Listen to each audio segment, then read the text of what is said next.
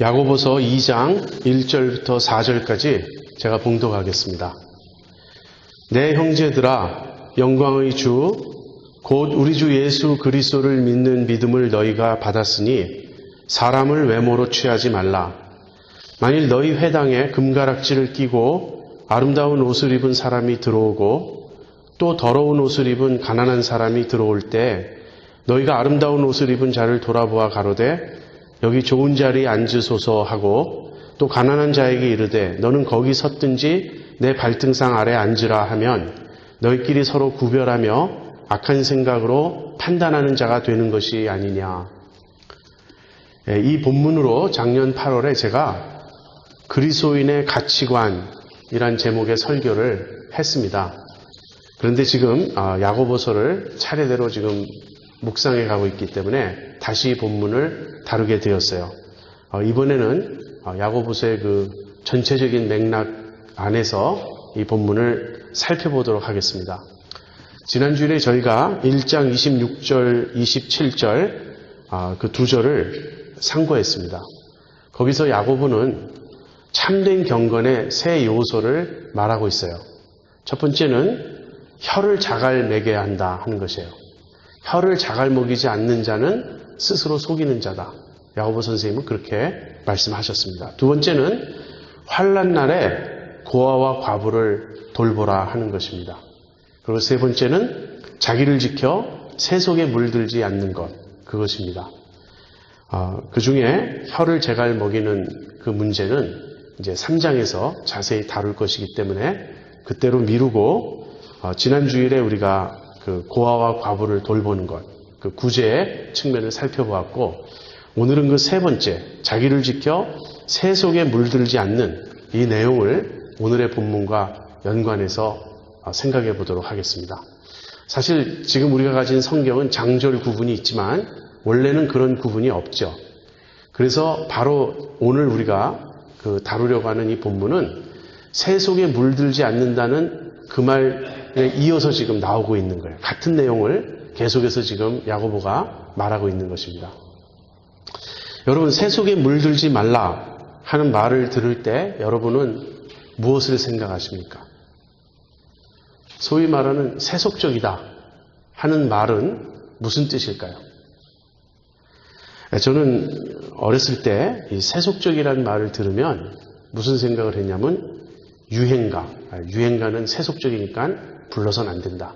크리스천들은 찬송가나 복음성가만 불러야 되고 간혹 가곡이라든지 이런 고상한 건 불러도 좋은데 유행가는 안 된다. 왜?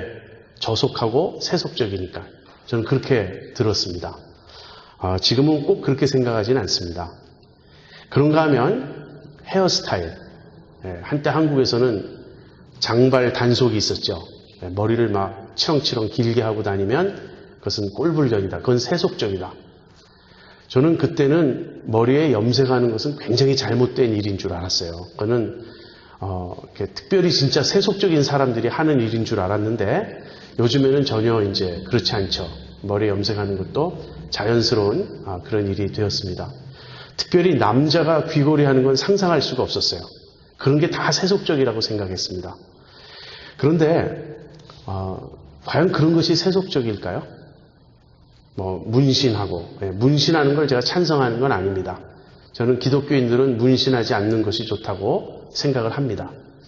그러나 지금 야고보가 자기를 지켜 세속에 물들지 말라 이렇게 말씀하실 때 염두에 두고 있는 것은 그런 것이 아니에요. 세속적이 되지 말라 그런 것은 그런 외적인 것이 아닙니다.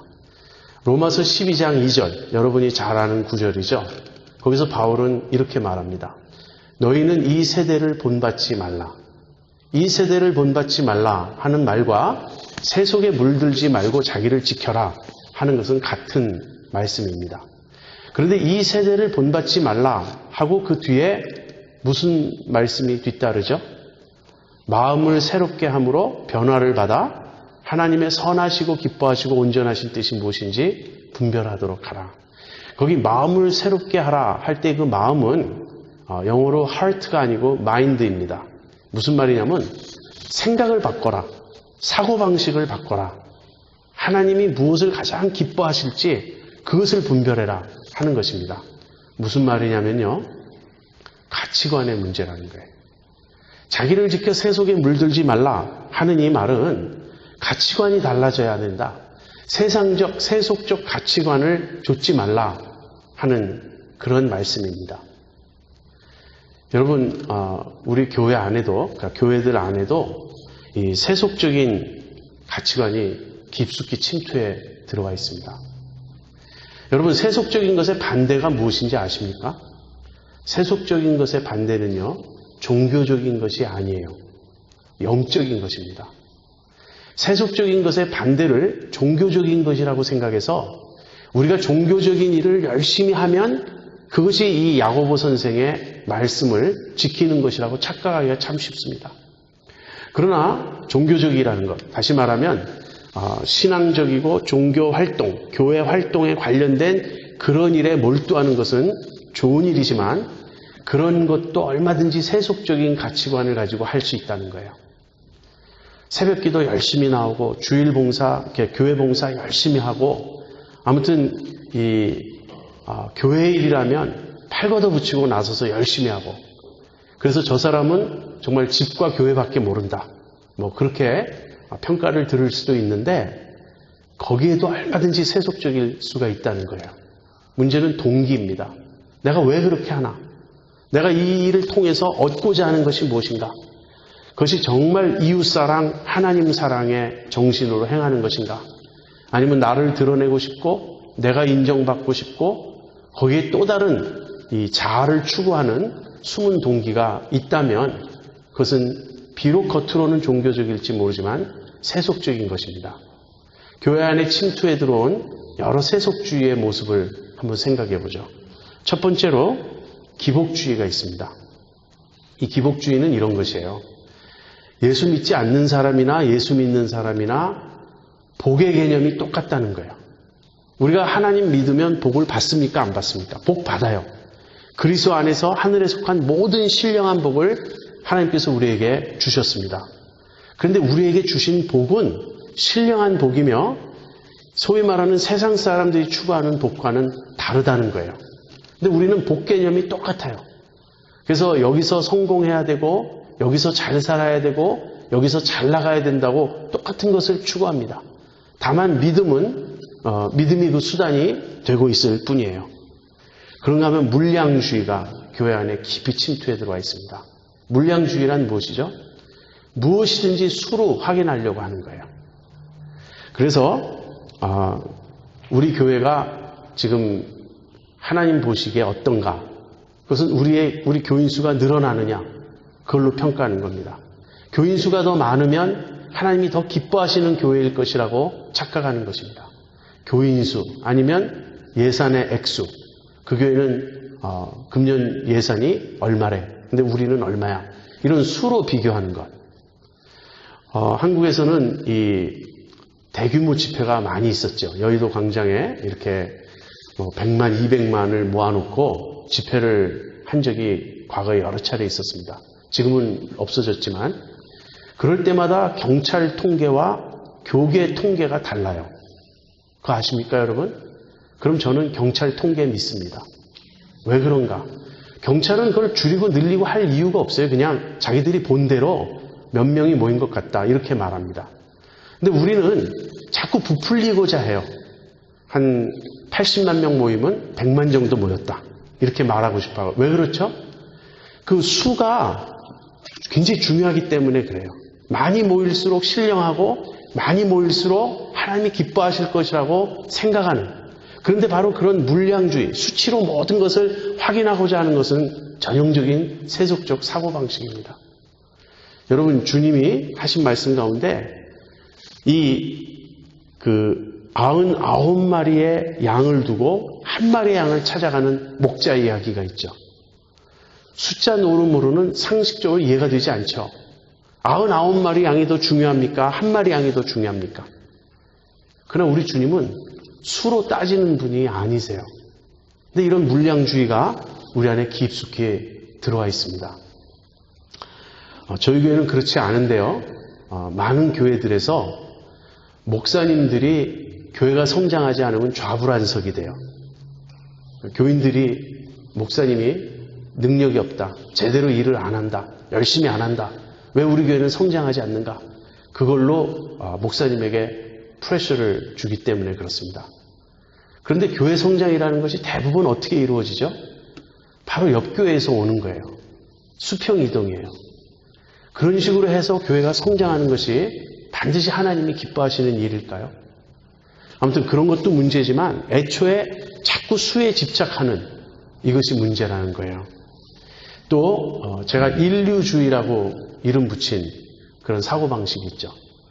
머리가 되지 말고, 아니요, 꼬리가 되지 말고 머리가 되게 하옵소서. 머리가 되고 꼬리가 되지 않게 하옵소서. 그래서 우리가 항상 뭐든지 으뜸이 되어야 되고 가장 잘나야 되고 1등 해야 되고 이런 어떤 경쟁주의, 비교주의 이런 게 우리 속에 아주 깊숙이 침투해 들어와 있다는 거예요. 여러분 결론적으로는요. 우리가 너무나 자기중심적이라는 거예요. 교회가 너무 이기적이고 교회가 너무 자기중심적이고 교인들이 너무 자기중심적이라는 것입니다. 이것이 다 세속적인 그런 사고방식입니다. 이런 세속적인 사고방식에서 우리가 어떻게 벗어날 수 있을까요? 자기를 지켜 세속에 물들지 말라. 야고보 선생님이 그렇게 말씀하시는데 어떻게 이런 가치관의 변화가 가능할까요? 야고보 선생은 이렇게 말합니다. 내 형제들아, 영광의 주 곧 우리 주 예수 그리스도를 믿는 믿음을 너희가 받았으니 사람을 외모로 취하지 말라. 무슨 말씀입니까? 영광의 주 곧 우리 주 예수 그리스도를 믿는 믿음을 받으면 우리가 사람을 외모로 취하지 않게 된다는 거예요. 다시 말하면 예수님의 영광을 보는 것입니다. 예수 그리스도가 어떤 분이신지, 그분이 진정 영광의 주님이시라는 사실을 깨닫는다면 우리는 이런 세속적 사고방식과 세상적 가치관에서 벗어날 수 있다는 것입니다. 여러분, 우리의 내면은 어떻게 바뀔 수 있습니까? 사람의 마음은 어떻게 변화합니까? 두 가지 요소가 있어요. 첫 번째는 말씀이고 두 번째는 성령님이십니다. 말씀이 우리를 변화시키고 성령님이 우리를 변화시키십니다. 근데 이 둘은 함께 역사하죠. 그래서 둘을 합쳐서 설명하면 성령님께서 말씀을 통하여 우리 마음에 역사하실 때 우리는 변화됩니다. 그런데 성령님께서 어떻게 말씀을 통하여 우리 마음에 역사하시나요? 이 말씀을 통해서 예수 그리스도의 영광을 우리에게 보여주신다는 거예요. 우리가 말씀을 읽고 묵상할 때 성령님이 우리 마음에 깨달음을 주시고 비춤을 주셔서 우리의 눈을 뜨게 해주셔가지고 이 말씀을 통해서 우리가 하나님을 알게 해주시고 예수 그리스도를 알게 해주신다는 것입니다. 그러므로 여러분 성경을 아무리 많이 읽어도 예수님의 영광을 보지 못하면 성경을 제대로 읽은 것이 아니에요. 요한복음 1장 14절에 이런 말씀이 있습니다. 말씀이 육신이 되어 우리 가운데 거하심에 우리가 그 영광을 보니 아버지의 독생자의 영광이요 은혜와 진리가 충만하더라. 예수님이 지상에 계실 때 많은 사람, 수많은 사람이 예수님을 보았습니다.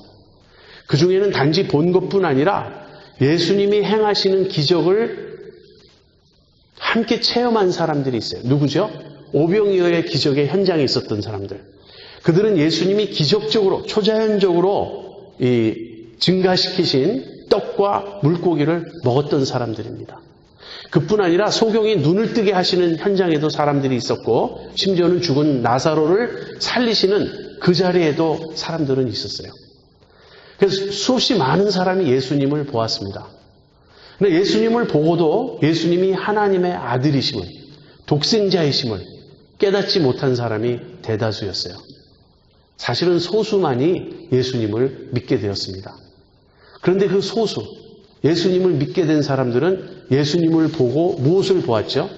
아버지의 독생자의 영광을 본 것이에요. 그리고 은혜와 진리가 충만함을 예수님을 보면서 보았습니다. 지금 우리에게 이러한 예수님의 영광을 보는 눈이 있느냐 하는 것입니다.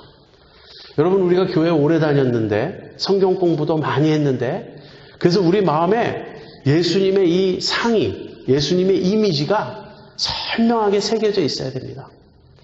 이 예수님을 볼 때 우리는 바로 하나님을 보는 것이에요. 하나님이 어떤 분이신지를 예수님이 우리에게 보여주시는 것이에요. 그래서 고린도후서 4장 6절에 이런 말씀이 있어요. 어두운 데서 빛이 비치리라 하시던 그 하나님께서 예수 그리스도의 얼굴에 있는 하나님의 영광을 아는 빛을 우리 마음에 비치셨느니라. 예, 하나님께서 우리 마음에 빛을 비춰주셨어요. 그래서 우리가 그 빛비춤을 받고 마음의 눈을 뜨게 되었고 그 다음에 무엇을 보게 되었죠? 예수 그리스도의 얼굴에 나타난 하나님의 영광을 아는 빛을 보게 되었어요. 바로 성경을 통해서 예수님을 알고 하나님을 알게 되는 것입니다. 바로 이런 일이 일어나지 않았다면 대답은 우리는 아직 예수님을 믿는 것이 아닙니다.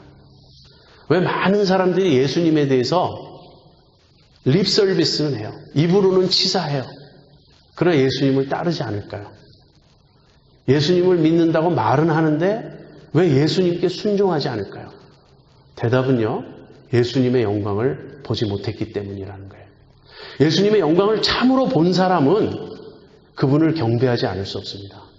예수님의 영광을 참으로 본 사람은 예수님께 순종하지 않을 수 없어요. 그분을 따르지 않을 수 없습니다. 왜 그렇습니까? 예수님이 이제 자신의 최고의 가치가 되었기 때문입니다.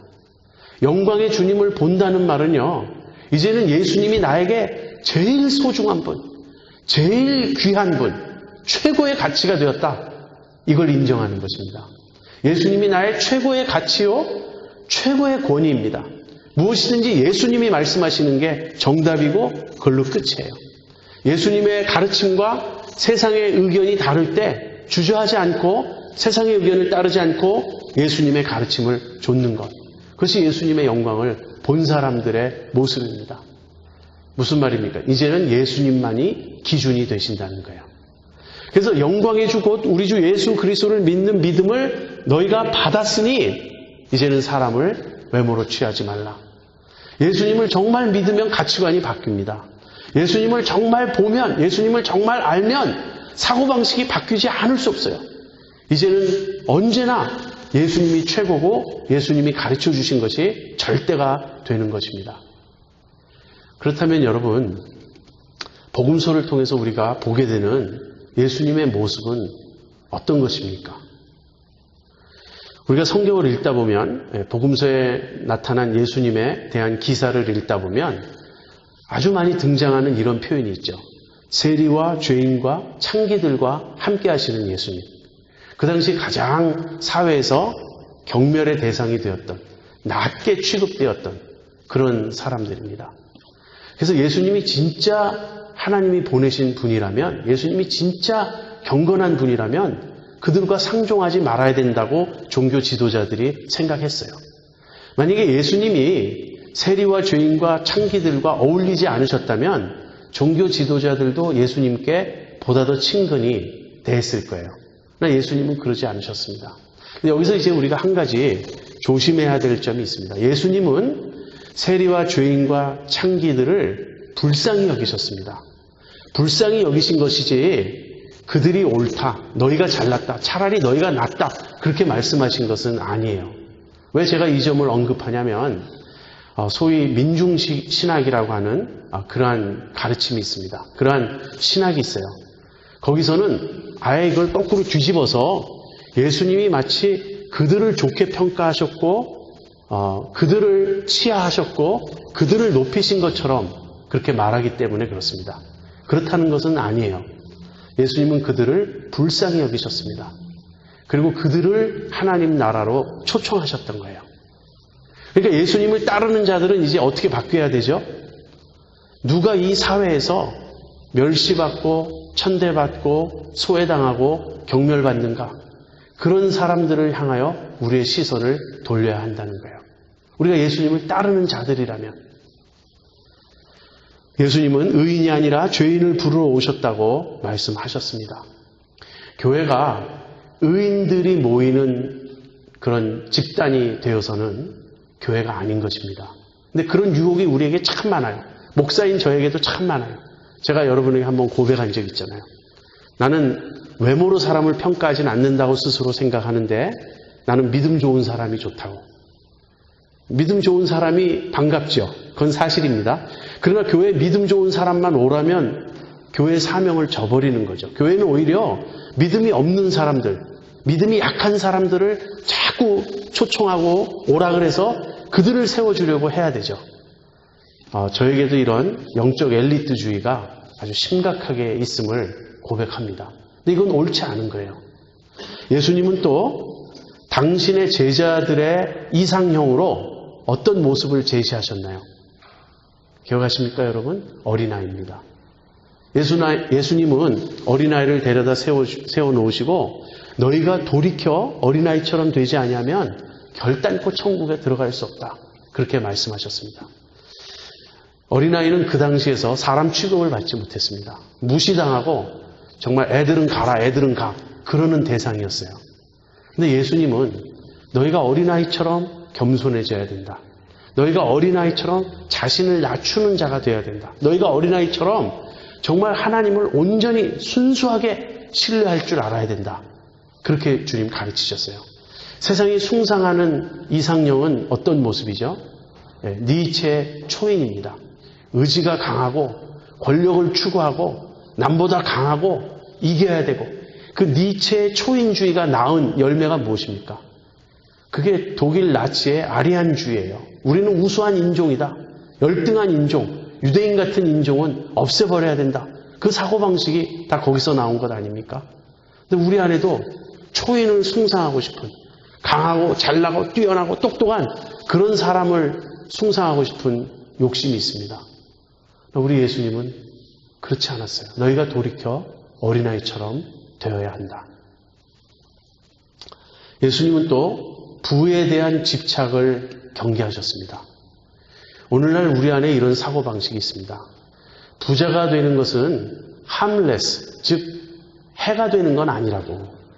부자가 되면 좋은데 안 돼서 문제이지 되는 건 좋다고. 일단 우리는 그렇게 생각합니다.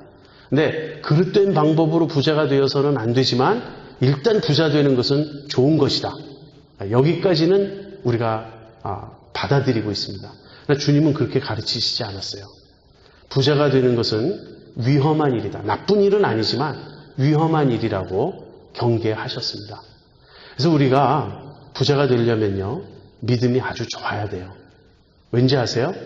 그래야 부자이면서도 탐심에 빠지지 않고 탐심에 사로잡히지 않고 자기의 재물이나 모든 것을 주님 뜻대로 사용할 수 있기 때문에 그렇습니다. 예수님은 부자가 되는 것을 경계하셨고 부가 위험하다는 것을 여러 차례 말씀하셨습니다. 특별히 탐심을 버리라고. 그러나 오늘 우리 안에 들어온 이 모습은 탐심을 인정하는 거예요. 그건 당연하지 않은가? 기왕이면 잘 살고 싶지 않은가? 하는 그런 사고방식입니다. 아무튼 그 세상적인 사고방식과 가장 반대되는 주님의 가르침은 이것입니다. 자기를 부인하라. 세상은 자기를 사랑하라고 말합니다. 내 꿈을 이루어라. 그리고 너 자신을 믿어라. 너를 성취하라. 근데 교회 안에도 비슷한 메시지가 언제부턴가 들리기 시작했어요. 긍정적인 사고방식, 적극적인 사고방식, 셀프 이미지가 좋아야 된다는 그러한 가르침, 그리고 이웃을 사랑하려면 먼저 자기를 사랑해야 된다는 성경에 의도하는 다른 어떤 그런 가르침, 이것은 다 잘못된 것입니다. 주님의 가르침이 아니에요. 그래서 여러분, 우리가 성경을 읽는다면 이런 주님의 모습을 보아야 됩니다. 이런 주님의 모습이 우리의 마음에 각인되어야 돼요. 새겨져야 돼요. 그리고 그것이 정말 아름다운 것임을, 그것이 정말 고상한 것임을, 주님이 우리에게 가르쳐 주신 그것이 진정한 위대함과 영광의 길임을 우리가 보아야 합니다. 만약에 그렇지 않다면 우리는 예수님을 따르는 자들이 아니에요. 여러분, 제 말을 오해하지 마십시오. 억지로 그래야만 하나님 나라에 들어갈 수 있다고 하니 참 억지로 내가 그렇게 해야지 그러라는 것이 아니고요. 예수님을 참으로 믿게 되는 사람은 우리의 가치관이 바뀌어서 그것이 너무나 좋은 것이라는 걸 알게 된다는 거예요. 예수님이 가르쳐 주신 그 길, 예수님이 보여주신 그 인격의 모습, 그 모든 게 진정한 영광이라는 것을 보게 된다는 것입니다. 그런 사람들에게 야고보는 이렇게 말합니다. 사람을 외모로 취하지 말라. 사람을 하나님의 형상으로 지음받은 자로 알고 인격적으로 중심에서부터 존중하라. 이것이 주님의 뜻이에요. 근데 우리는 그 한 사람이 하나님의 형상으로 지음받았기 때문에 그 사람을 형성하고 있는 외적 조건들, 사회적인 조건들과 관계없이 그 사람을 인격적으로 존중하는 이 가르침을 우리는 받았는데 우리도 모르게 사람을 외모로 취하게 된다는 거예요. 사람을 외모로 취한다는 말은 무슨 뜻입니까? 그 사람의 외적 조건을 따진다는 거예요. 잘 사느냐 못 사느냐, 외모는 어떤가, 키가 크냐 작냐, 옷차림은 어떤가, 말투는 어떤가, 교양은 어떤가, 출신 지역은 어떤가, 이런 걸 다 따져가지고 그런 식으로 사람을 차별하고 판단하려고 합니다. 야고보는 그 모든 것은 악한 생각이라고 우리에게 경고합니다. 야고보가 사람을 외모로 취하지 말라라고 말씀하시면서 예로 드는 것은 초대교회의 예배 상황입니다. 이제 교인들이 모여서 예배를 드릴 때 이제 새로 아마 교인이 온 것 같아요. 근데 두 사람이 함께 그 예배당 안에 들어왔습니다. 근데 한 사람은 손에 금가락지를 끼고 좋은 옷을 입고 있었어요. 그런가 하면 다른 사람은 남루하고 초췌한 모습으로 들어왔습니다. 근데 아주 좋은 옷을 입고, 그러니까 부자겠죠. 금가락지를 꼈으니까 그 사람에게는 상석을 권하면서 아주 좋은 자리를 권하면서 여기 앉으십시오. 그리고 초라한 옷을 입고 들어온 사람에게는 당신은 거기 서 있든지 아니면 내 발밑에 앉으라고 이렇게 차별했다는 거예요. 이것에 대해서 야고보는 분노하고 있는 것입니다. 지금 야고보는 가상적인 상황을 말하는 게 아니라 실제 교회에서 이런 일이 일어났어요. 그리고 이것에 대해서 야고보는 좀 속된 말로 표현하면요, 뚜껑이 열린 것입니다. 너무나 화가 난 거예요. 어떻게 너희가 그럴 수 있냐고. 사실 이 부에 대한 이 하나님의 그 관점이 어떤 것인지를 안다면 야고보를 이해할 수 있어요. 하나님이 부자를 어떻게 보시는가, 하나님이 부를 어떻게 보시는가가 바로 오늘 본문 뒤에 나옵니다. 오늘 4절까지 우리가 묵상하는데요. 5절, 6절, 7절에 그 내용이 나와요. 또 우리가 이제 다음 주에 그 내용을 살펴보도록 하겠습니다. 그래서 제가 우리는 어떤가 한번 생각해 보았습니다. 여러분, 우리 교회에 어떤 분이 새로 오실 때 여러분 주차장을 유심히 보십니까? 무슨 차를 타고 들어오나? 고급 차인가? 비싼 차인가? 아니면 중고차 낡은 차인가? 저는요, 단언컨대 우리 중엔 그런 사람 없다고 생각해요. 누가 무슨 차를 타고 오는지 우리는 아마 관심 갖지 않을 거라고 생각합니다. 또 우리 예배당 안에 들어오는데 옷차림 보고 우리가 따진다고는 생각하지 않아요. 근데 사실 초대교회 때 그 당시는 빈부의 차가 아주 심했습니다. 대부분은 아주 못 살았어요. 그런데 가끔 부자가 있습니다. 그런 부자들이 옷차림을 깨끗하게 좋은 옷을 입고 온다는 건요, 눈에 띄지 않을 수가 없어요. 대부분 냄새나고 초라한 옷을 입고, 사실 많은 사람들이 옷 한 벌이었습니다. 그 옷을 그냥 입고 자고 그 다음날 일어나서 또 입고 다니고 노동하고 주일날도 갈아입을 옷이 없는 가난한 사람들이 많이 있었어요. 그럴 때 깨끗한 옷을 입고 몸에 향수도 좀 뿌리고 그러고 오면 눈에 띄지 않을 수 없죠. 근데 오늘날에는 그렇지 않죠. 오늘날에는 얼마나 사실 우리가 잘 입고 외모가 화려합니까? 그래서 이것을 문자적으로 적용하는 건 좀 맞지 않아요. 그렇지만 우리에게도 여전히 외모로 사람을 판단하는 일은 존재합니다. 교회 안에서도 여전히 세상의 지위, 부, 권력, 명예, 학벌 등에 따라 사람을 판단하고 우대하기도 하고 조금 천시하기도 하고 그런 경향이 있습니다. 한번 이런 상상을 한번 해보세요. 어떤 같은 회사에 다니는 두 사람이 교회에 오게 되었습니다. 근데 한 사람은 사장이고 한 사람은 수위예요. 회사에서는 사장이 훨씬 권한이 높고 권한이 많고 지위가 높죠. 그런데 만약에 교회에 와서 그 수의하시는 그분이 믿음도 좋고 교회 생활도 오래 해서 스몰 그룹 리더가 되든지 우리 식으로 얘기하면 셀 모임 목자가 되든지 아니면 성경 공부 그룹을 하나를 인도하든지 하고 있어요. 근데 그 회사에서 사장이었던 그분은 이제 아직 믿음 생활의 연륜이 짧고 그래서 이제 그분 밑에서 배우는 위치가 되었습니다. 그러면 어떻게 해야 할까요? 회사와 아무 관계가 없어요. 아니 내가 회사에서 사장인데 당신 날 가르친다고? 이거 말이 돼? 이런 식으로 반응할 수 있습니까? 전혀 그렇지 않죠. 여기는 회사가 아니에요. 여기는 교회예요. 세상에서 내가 어떤 지위, 어떤 배경을 갖고 있든지 관계없이 여기서는 그런 것이 통하지 않습니다.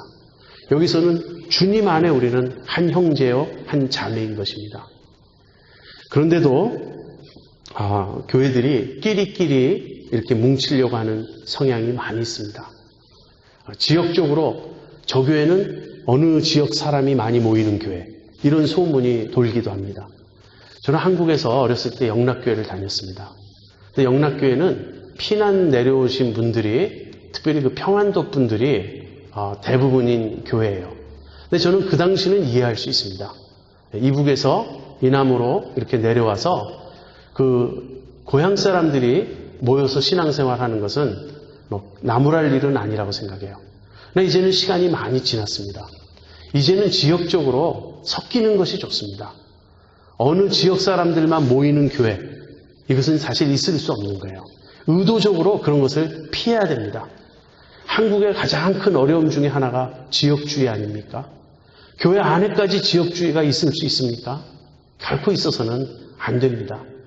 어떤 지역에 대한 편파적인 감정, 어떤 지역에 대한 그 차별하고자 하는 태도, 이것이 교회 안에 들어온다면 교회는 그 순간 교회가 아닌 것이죠. 또 어떤 직업, 의사들이 많이 모이는 교회, 또는 뭐 변호사들이 많이 모이는 교회, 그런 건 다 좋은 것이 아닙니다. 교회는 다양한 사람들이 모여야 하고 교회 안에서는 외모로 사람을 차별하는 일이 없어야 합니다. 한국교회 과거에는 좋은 의도에서 시작했는데 시간이 흐르면서 전통으로 굳어진 그런 몇 가지 개선해야 될 점들이 있습니다. 저는 이거 아주 심각하다고 생각해요. 많은 교회에서 직분을 받으면 그 교회에 어떤 선물을 합니다. 이번에 장로로 피택되신 두 분이 교회에 오르간을 하나 선물하셨습니다. 이런 일이 종종 있죠. 근데 여러분 생각해 보세요. 그 비싼 오르간을 교회에 헌금할 수 있는, 교회에 바칠 수 있는 재정적 능력이 안 되는 사람은 장로 되는 것이 막 끔찍할 거예요. 겁나고 두려울 거예요. 이런 나쁜 전통은 없애는 게 좋습니다. 처음에는 물론 정성껏 했겠죠. 기쁨으로 했겠죠. 그러나 이것이 전통이 되어버렸어요. 의례 교회에서 직분을 받으면 교회에다 뭔가 값진 무엇을 해야 하는 것처럼. 그래도 장로가 되려면 돈이 좀 있어야 되지 않을까요? 혹시 우리 중에 그런 사고방식이 있다면 이거 다 회개해야 될 문제들입니다. 이런 것들 하나하나를 우리가 타파해야 돼요. 심지어 어느 교회에서는 직분 받으려면 얼마씩 교회에다 바쳐야 된다는 그런 이야기까지 있어요. 저는 소문으로 들었습니다. 그것이 사실이 아니기를 바라요. 그것이 사실이라면 그건 교회가 타락한 모습이에요. 지금 야고보가 말하는 것은 이런 것입니다. 교회는 세상과 다르다는 거예요.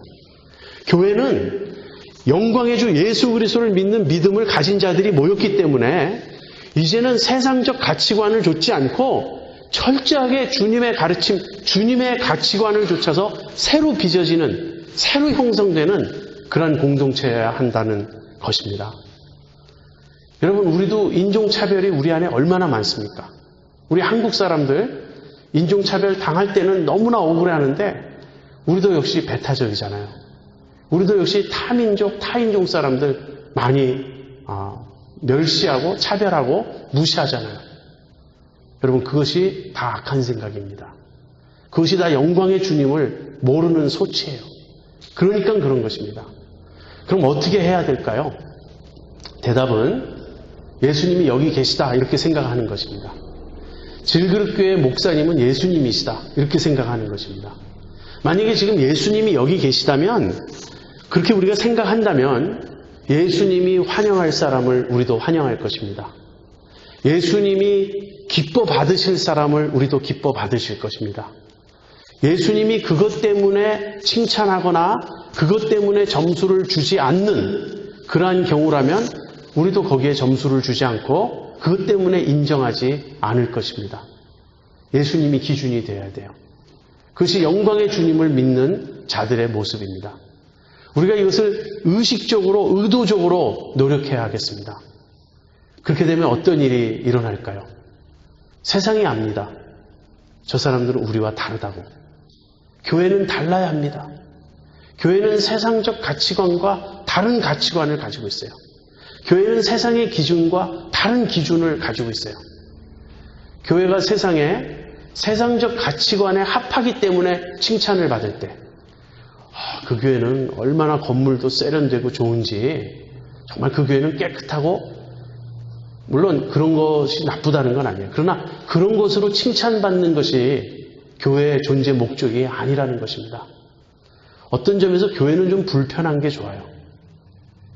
우리가 여름이면 어디보다도 시원한 에어컨을 틀고, 겨울이면 그냥 후끈후끈 할 만큼 히터를 틀고, 모든 게 너무 편리하고 깔끔하고 깨끗하고, 그런 분위기 속에서 예수 믿는 것보다 좀 불편하게, 좀 힘들게, 좀 어렵게, 그런 가운데도 기뻐할 때 사람들이 교회를 주시하게 됩니다. 제가 예전에 몸담고 있었던 선한청지교회는 오랫동안 학교를 빌려서 예배를 드렸어요. 그런데 주일 아침 6시에 그 몇 분의 집사님들이 일찍 와서 의자를 300개, 350개를 놓는 거예요. 접었다 폈다 하는 그 의자를. 그리고 예배 끝나고는 온 교인이 함께 그 의자를 다 접습니다. 그러니까 매주일 참 많은 수고를 하면서 모였어요. 근데 그때 그 선한청지교회가 얼마나 지역사회에서 칭찬을 들었는지 몰라요. 그 교회는 다르다. 이렇게 다르다는 평가를 받을 수 있어야 됩니다. 그러기 위해서는 어떻게 해야 된다고요? 영광의 주, 곧 우리 주 예수 그리스도를 믿는 믿음을 우리가 가져야 됩니다. 여러분과 제가 정말 성령님의 은혜로 우리 마음의 눈을 떠서 주님의 영광을 보기 원하고요. 이제는 주님만이 우리의 가치요, 기준이요, 절대 권위가 되어서 주님을 쫓아 살아가는, 사람을 외모로 판단하지 않는 그러한 자들이 되기를 바랍니다.